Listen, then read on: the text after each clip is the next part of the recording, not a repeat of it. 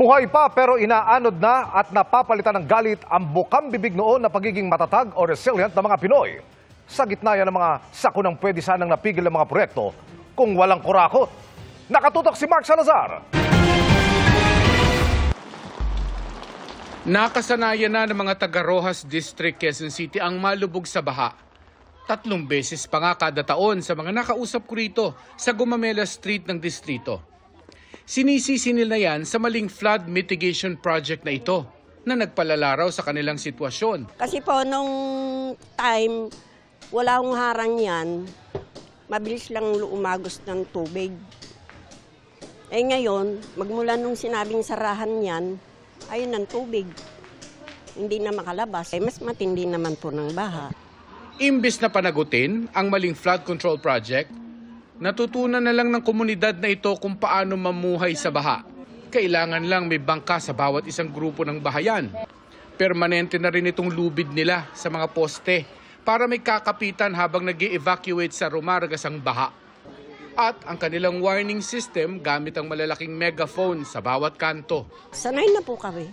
Awa naman ng Diyos, lahat ng kapitbahay namin dito, tulong-tulong. Wala naman hindi Pag dumating na yung rescue, yung mga amphibian boat, dinadala na sa school o dyan sa simbahan.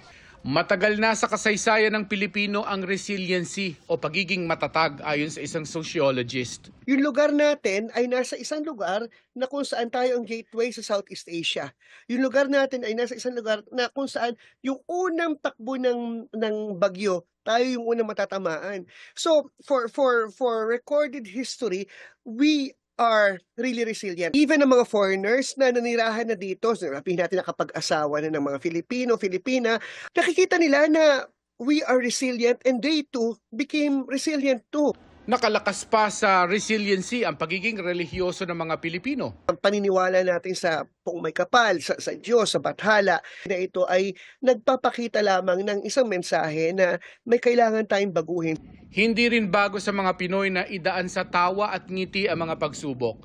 Pero sabi ng ilan ngayon, nakakasawa na. Lalo kung hindi naman acts of God, kundi kasakiman ng mga tao ang dahilan ng tinitiis nilang sakuna. Resilience does not mean na papabayaan lang natin na matalo tayo. Hayaan mo na, dadating ulit yan. Ang resilience kasama rin dito yung malaman natin kung sino ay pananagutan sa mga bagay-bagay na supposed to be dapat ginawa.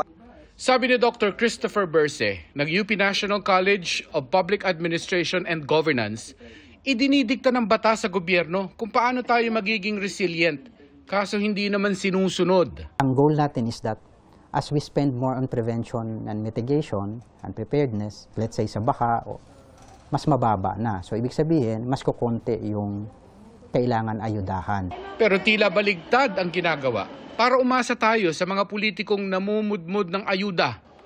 Kung ganyan, ay hindi masasabing resilient tayo. Ang mga disaster naman din talaga ay pwedeng gamitin, no, bilang bahagi ng politika.